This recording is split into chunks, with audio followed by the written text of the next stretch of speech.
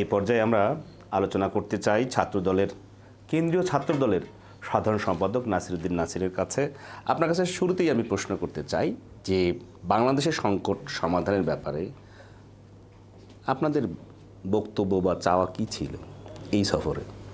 এটি আমাদের যে পুরো যে টিম ছিল সেখানে এই সফরের সবচেয়ে গুরুত্বপূর্ণ বিষয় ছিল আসলে এটি পলিটিক্যাল ইম্পর্টেন্স। যেটি আপনি জানেন, গণ অভ্যুত্থান পরবর্তী সময়ে বাংলাদেশের পুরো ফরেন পলিসির একটি ধাপ, এখন ক্রুশিয়াল একটি ধাপ অতিক্রম করছে। আপনি জানেন যে গত 15.5 বছর ধরে বাংলাদেশের সাথে যে পার্শ্ববর্তী দেশ ভারতের যে সম্পর্ক তৈরি হয়েছিল, সেটি পুরো ভারতের সম্পর্ক তৈরি হয়েছিল একটি রাজনৈতিক দলের সাথে।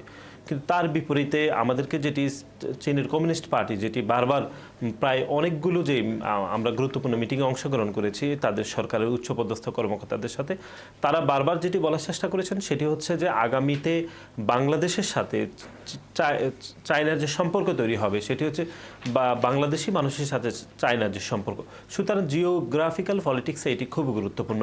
সেজন্য আমাদের দলের পক্ষ থেকে আপনি জানেন যে আমাদের যে এবার যে ডেলিগেশন ছিল সেটি বিএনপির আমাদের স্থায়ী কমিটির অন্যতম সদস্য ডক্টর আব্দুল মঈন খানের নেতৃত্বে।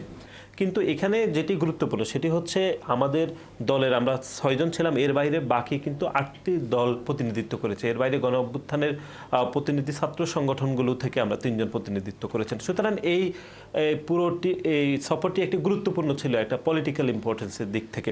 এবং আমাদের দলের পক্ষ থেকে যেটি বলা হচ্ছে, আপনি জানেন যে দীর্ঘদিন ধরে বাংলাদেশের সাথে মায়ানমার এবং ভারত এবং সাথে এই 3টি দেশকে সংযুক্ত করে যে ট্রানজিট করিডোরের কথা বহু বছর ধরে আলাপ আলোচনা হচ্ছিল, সেটি আমাদের দলের পক্ষ থেকে সামান্য একটু সংযোজন করে বলা হয়েছিল। সেটি ট্রানজিট করিডোর যদি শুধু থাকে সেটি বাংলাদেশের জন্য জিওগ্রাফিক্যালি এক ধরনের ইনসার্টিনিটি তৈরি হতে পারে। সেজন্য আমাদের যে টিম ছিল ডক্টর আব্দুল মঈন খান সেটি বলেছিলেন যে চায়নার পক্ষ থেকে এটি এরকম প্রস্তাব করা হয়েছিল যে প্রথমে সেটি চায়না থেকে শুরু হবে, তারপর মায়ানমার হয়ে ভারত থেকে বাংলাদেশ হয়ে আবার ভারতে যাবে।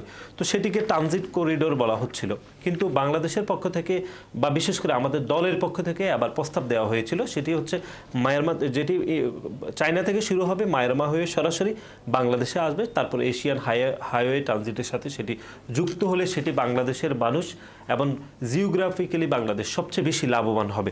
কিন্তু যেটি প্রস্তাবিত ছিল গত কয়েক বছরে যে ট্রানজিট করিডোর, সেটি হলে বাংলাদেশের সিকিউরিটির ক্ষেত্রে এক ধরনের সমস্যা তৈরি হবে এবং বাংলাদেশের জনগণ সেখান থেকে খুব বেশি লাভবান হবে বলে আমাদের মনে হয়নি।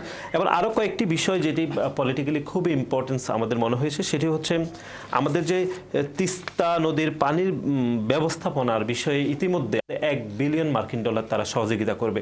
এবং বাংলাদেশের এই যে প্রতিনিধি ছিল সেই প্রতিনিধি দলের পক্ষ থেকে প্রস্তাব দেওয়া হয়েছে চীন সরকারকে যেন তিস্তা পানির ব্যবস্থাপনার বিষয়ে, আপনি জানেন ওই অঞ্চলের মানুষ দীর্ঘদিন ধরে অবহেলিত, আমাদের চাষাবাদের সমস্যা হচ্ছে, কৃষিখাতের সমস্যা হচ্ছে, এই সমস্যা নিরসন সাথে তিস্তা নদীর পানি ব্যবস্থাপনায় চাইনিজ সরকার যেন আরও বেশি এঙ্গেজ হতে পারে অথবা এই সমস্যার সমাধান করতে পারে, সেজন্য আমাদের এই টিমের পক্ষ থেকে এটি প্রস্তাব দেওয়া হয়েছিল।